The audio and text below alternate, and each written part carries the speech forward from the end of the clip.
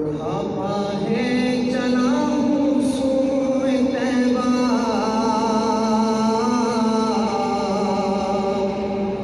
بڑھاپا ہے چلا ہوں سوئے طیبہ، لرزتا لڑکھڑاتا سر جھکائے، بڑھاپا ہے چلا ہوں سوئے طیبہ، بڑھاپا ہے چلا ہوں سوئے طیبہ، لرزتا لڑکھڑاتا سر جھکائے، گناہوں کا ہے سر پر بوجھ بھاری، گناہوں کا ہے سر پر بوجھ بھاری، پریشان ہوں اسے اب کون اٹھائے، پریشان ہوں اسے اب کون اٹھائے، کبھی آیا جو آنکھوں میں اندھیرا، تو چکرا کر قدم بھی ڈگمگائے، کبھی آیا جو آنکھوں میں اندھیرا، تو چکرا کر قدم بھی ڈگمگائے، کبھی لاٹھی کبھی دیوار پکڑی، کبھی لاٹھی کبھی دیوار پکڑی، مگر پھر بھی قدم جمنے نہ پائے، مگر پھر بھی قدم جمنے نہ پائے، نہ بیٹا ہے نہ پوتا ہے نہ بھائی، نہیں کرتا کوئی جو ساتھ جائے، نہ بیٹا ہے نہ پوتا ہے نہ بھائی، کوئی کرتا نہیں جو ساتھ جائے، نہیں کچھ آرزو اب واپسی کی، نہیں کچھ آرزو اب واپسی کی، وہی رکھے خدا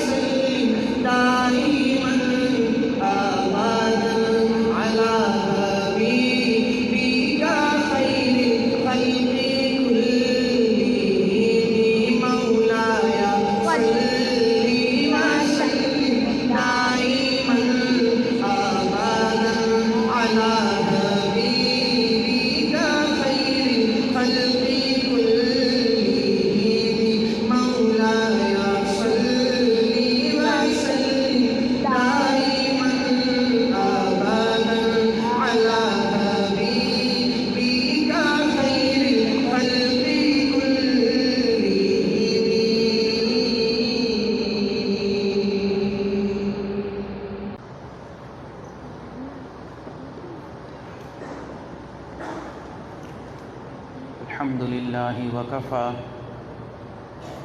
وسلام على عباده الذين اصطفى اما بعد۔ انسانی زندگی ایک ہیرا ہے جسے تراشنا انسان کا اپنا کام ہے۔ رب کائنات نے حضرت انسان کو کہیں جاعل فی الارض خلیفہ سے خطاب کیا، کہیں وَلَقَدْ كَرَّمْنَا کا تاج پہنایا، اور کہیں فضلنا کا ہار گلے میں ڈال کر عزت افزائی کی۔ انسان کو چاہیے کہ الستُ بربکم کے میثاق کو پیش نظر رکھتے ہوئے وتبتل الیہ تبتیلا کے راستے پر چلے، اور الی ربک منتہاہا کی منزل پر پہنچ کر دم لے۔ کسی بھی گاڑی کو منزل پر پہنچنے کے لیے دو چیزوں کی ضرورت ہوتی ہے، ایک تو سڑک ٹھیک ہو، دوسرا گاڑی میں پیٹرول بھرا ہوا ہو۔ اگر سڑک ٹھیک نہ ہو تو بھی گاڑی نہیں چل سکتی، اور اگر گاڑی کے اندر پیٹرول نہ ہو تو بھی گاڑی نہیں چل سکتی۔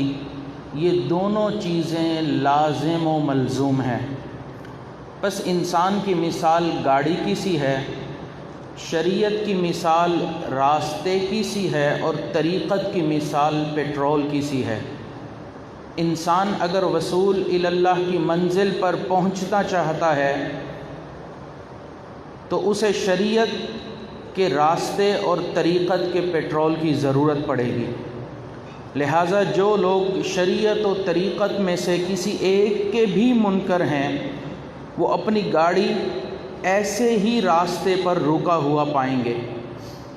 کامیاب زندگی یہ ہے کہ انسان ففروا الی اللہ کے حکم پر لبیک کہتے ہوئے تخلقوا باخلاق اللہ کے مطابق اخلاق خداوندی سے متخلق اور اوصاف محمدی صلی اللہ علیہ وسلم سے متحلی ہو کر زندگی گزارے، تاکہ انابوا الی اللہ کی جماعت میں شامل ہو کر لہم البشریٰ کی بشارت اور ورضوان من اللہ اکبر کی منزل پر پہنچے۔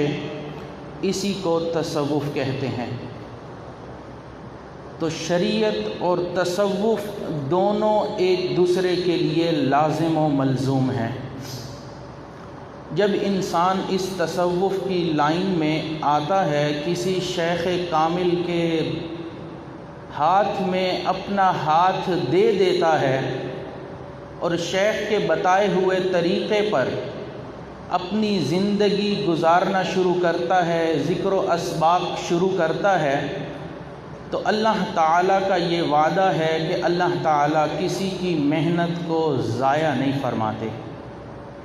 جو بھی محنت کرتا ہے اللہ اس کی محنت کا صلہ اس کو ضرور عطا فرماتے ہیں۔ تو آج اس مجمع میں ایسے خوش نصیب حضرات کچھ موجود ہیں جنہوں نے سلسلہ عالیہ نقشبندیہ کے اندر حضرت والد صاحب سے تعلق کو جوڑا، اسباق کو سیکھا اور اس محنت کو کرنا شروع کر دیا۔ تو آج ان کو حضرت والد صاحب دامت برکاتہم کی جانب سے اجازت و خلافت کا تاج پہنایا جائے گا۔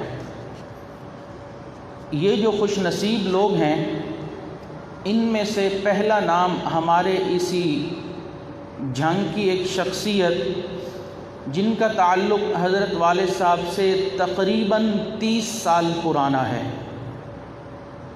30 سال سے ان کا تعلق ہے۔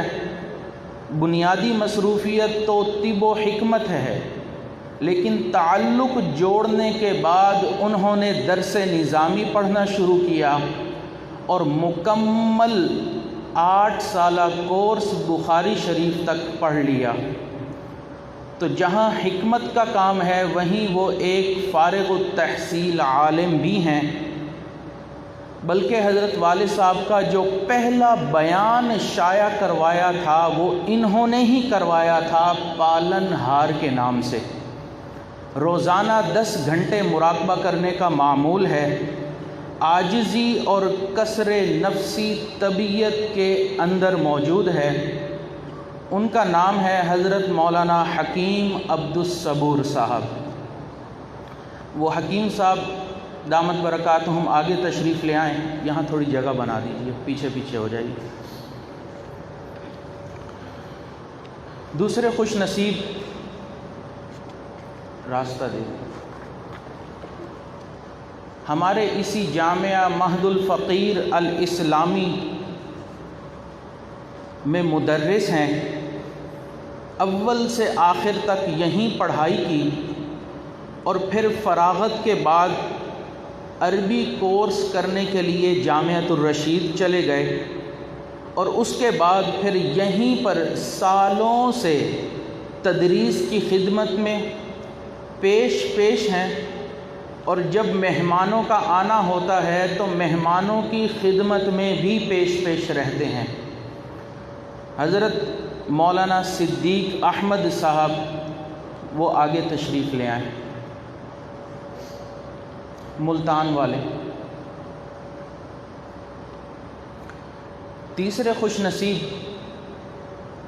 جن کا تعلق ذوب سے ہے، ہمارے اسی جامعہ مہد الفقیر الاسلامی کے فاضل ہیں، فراغت کے بعد ذکر و سلوک سیکھنے کے لیے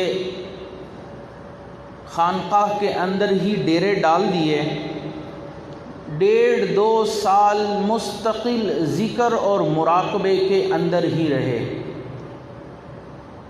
کوئی نماز تکبیر اولیٰ کے بغیر نہیں پڑھتے تھے، 5-6 گھنٹے روزانہ معمول مراقبہ کرنے کا تھا۔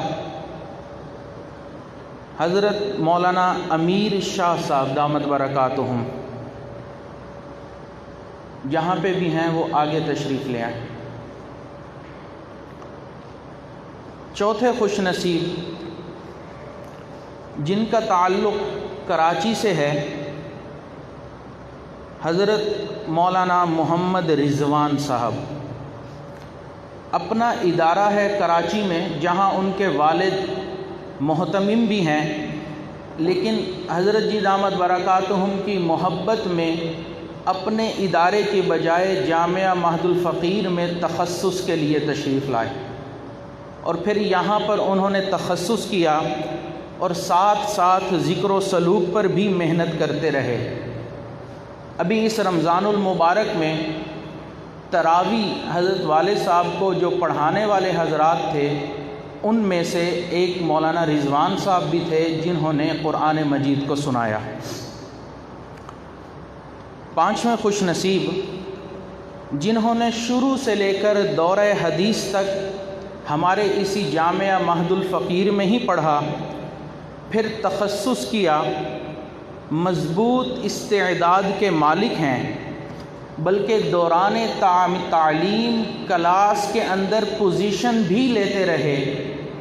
تو جو 2-3 حضرات تراویح میں قرآن حضرت والد صاحب کو سنا رہے تھے، ان میں سے یہ ایک ہیں حضرت مولانا وقار احمد صاحب راولپنڈی سے۔ اس عاجز کے بیٹے بیٹے حافظ محمد سرمد کی گردان بھی یہی سنتے ہیں۔ چھٹے خوش نصیب جنہوں نے اپنی زندگی کا مقصد ہی اس بات کو بنا لیا ہے کہ مختلف جگہوں پہ جا کر میں نے حضور صلی اللہ علیہ وسلم کی عظمت کو بیان کرنا ہے، اور ان کی نعت گوئی کی وجہ سے وہ ایک عالمی شہرت یافتہ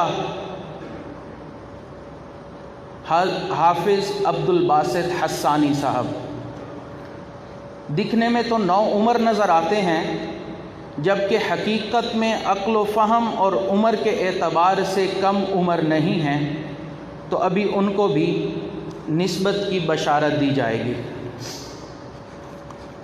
ساتویں خوش نصیب جنہوں نے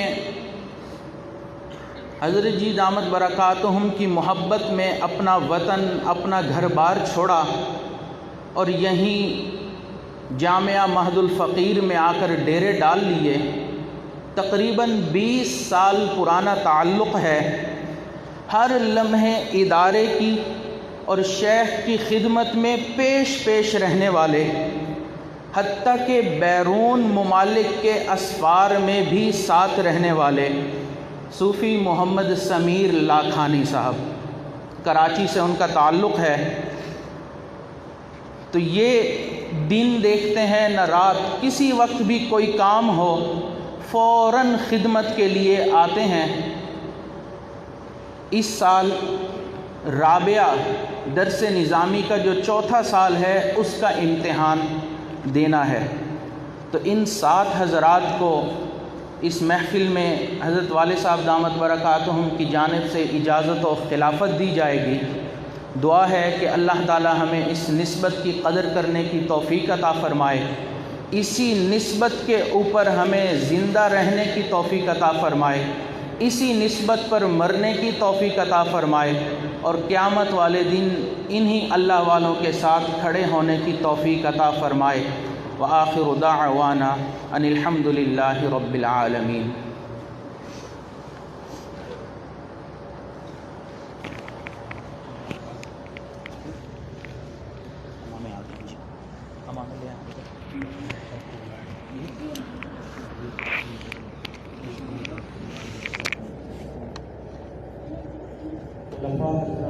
آگے تشریف لے آئیں،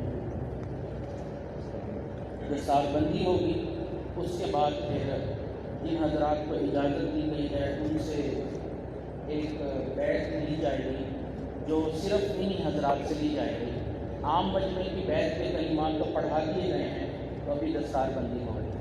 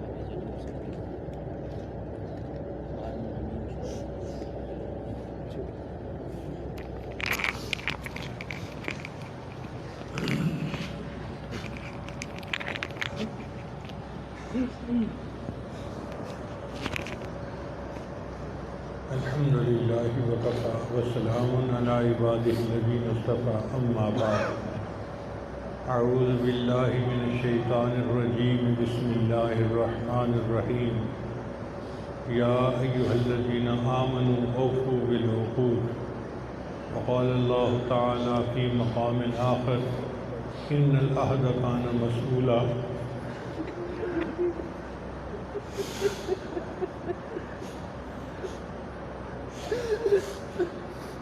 سبحان ربك رب العزة عما يصفون والسلام على المرسلين والحمد لله رب العالمين اللهم صل على سيدنا محمد وعلى آل سیدنا محمد وبارک وسلم. یہ کلمات سجدے دل کے ساتھ پیچھے پیچھے پڑھتے جائیے. بسم اللہ الرحمن الرحیم. لا الہ الا اللہ محمد الرسول اللہ. آمنت باللہ وملائکتہ وکتبہ ورسلہ والیوم الآخر والقدر خیرہ وشرہ من اللہ تعالی والبعث بعد الموت. آمنت باللہ کما ہوا باسمائہ وصفاتہ وقبلت جميع احکامہ اقرار باللسان وتصدیق بالقلب. اشہد ان لا الہ الا اللہ واشہد ان محمدا عبدہ ورسولہ. استغفر اللہ ربی من کل ذنب واتوب الیہ.